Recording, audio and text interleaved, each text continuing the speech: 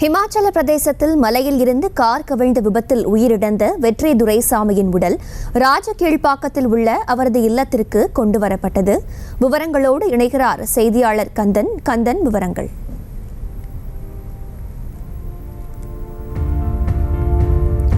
விவரங்களோடு இணைகிறார் செய்தியாளர் கந்தன். கந்தன், என்ன விவரம்?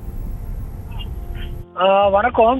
சென்னை மாநகராட்சி முன்னாள் மேயர் துரைசாமியின் மகன் வெற்றி துரைசாமி, அதே போல் அவர் நண்பர் கோபிநாத் உட்பட ஒரு 2-3 நபர்கள் 4ஆம் தேதி இமாலய பிரதேசத்துக்கு அந்த சுற்றுலாக்காக சென்றுள்ளனர்.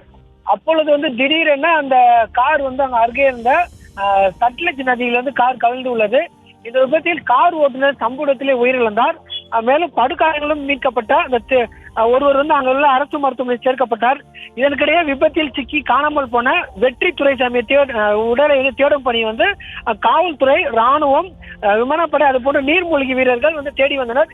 இந்நிலையில் 9 நாட்களுக்கு பிறகு நேற்றைய தினம் வெற்றி துரைசாமியின் உடல் மீட்கப்பட்டது.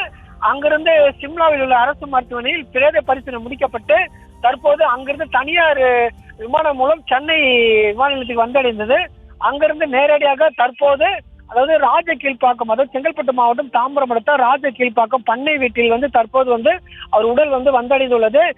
ஏற்கனவே அவர் அவர் குடும்பத்தினருடன் இந்த பண்ணை வீட்டில் தான் தங்குவதாகவும் தகவல் தெரிவித்துள்ளனர். அது மட்டும் இல்லாமல் இவரது உடலுக்கு அஞ்சலி செலுத்துவதற்காக ஏற்கனவே 3 மணி நேரமாக அஜித் மற்றும் அவர் மனைவி சாலினி உட்பட குடும்பத்தினர் இங்கே காத்துள்ளனர். அது மட்டும் இல்லாமல் இவர் அதிமுக பிரமுகர் என்பதால் முன்னாள் மாவட்ட செயலாளரும் எம்பியுமான சிட்லபாகர் உட்பட அதிமுக பலர் இங்கே தற்போது உள்ளனர். அது மட்டும் இல்லாமல் வெளிநபர்கள் யாரும் உள்ளே அனுமதிக்காத வேளையில் பவுன்சர்கள் முழுவதும் குவிக்கப்பட்டுள்ளது. அது மட்டும் இல்லாமல் பலத்த போலீசார் பாதுகாப்பு போடப்பட்டு கண்காணித்து வருகின்றனர். தற்போது வெற்றி துரைசாமியின் உடல் சற்று முன்தான் உள்ளே சென்றுள்ளது.